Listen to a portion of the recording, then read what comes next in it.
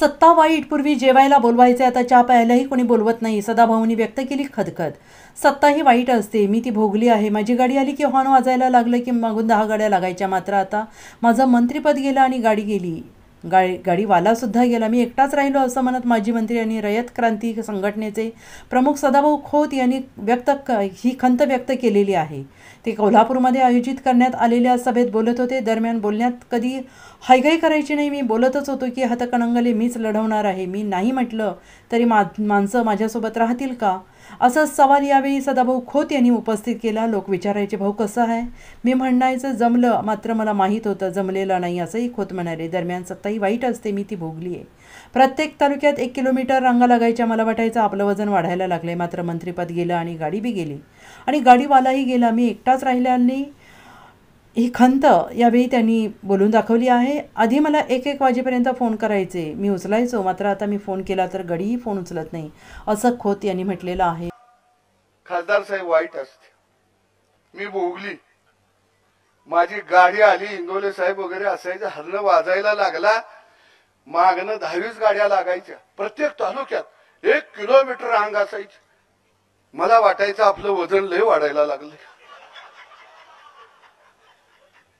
मंत्रीपद गेलं, गाडीवालं बी गेलं, गाड्या बी गेला, मी एकटाच राहिलो.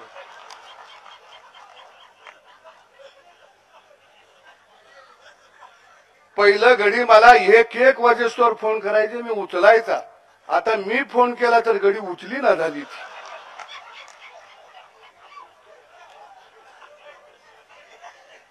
हे लय वाईट. हळवणकर साहेब, दुसरं सरकार आलं, मी मुंबईवरनं गावाकडे आलो, गाडीतनं बसून बॅग एक होती वर टाकली, थोड्या वेळानं खुर्ची टाकून रस्त्यावर बसलो. नेहमी सारखा माझ्या ध्यानातच नाही आपलं गेलंय सामान म्हणून, आणि खुर्ची टाकून बसलो. रस्त्यानं जाणाऱ्या येणाऱ्या गाडीचा माझ्या उजेड पडला की मला वाटायचं गडी आपल्याकडेच यायला लागली.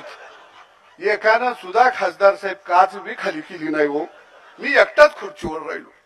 ही लई वाईट असते, कारण सत्ता असली की सगळी पळती. आमच्या हळवणकर साहेबांचा दरबार भरायचा. मी कधी कधी फोन लावला की मला म्हणायचे दरबार भरलाय भाऊ, लोक फार आहेत, मला कामाची उरक होईना झाली. आणि आता विचारलं जरा फेरफटका मारायला लागलूया. आता फक्त हिंदूराव शेळकेच आहेत, दरबार गेला. हे काही खरं नसतं. मला पहिलं खासदार असं वाटायचं, मंत्री झाल्यावर मी माझ्या पोरांच्या वर भांडण काढायचा. लगा लोक खाली आली ती भेटत जावा, रात्री 2 वाजता मी आलोया.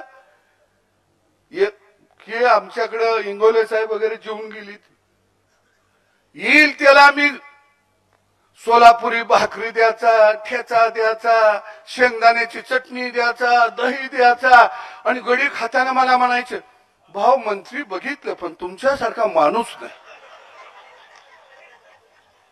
माझ्या बंगल्यावर आलो, मी झोपायचं हॉलमध्ये, गडी सगळ्या रूम मध्ये जाता. आणि मी प्रत्येक गड्याला सकाळी नाश्ता केलास का, नाश्ता केलास.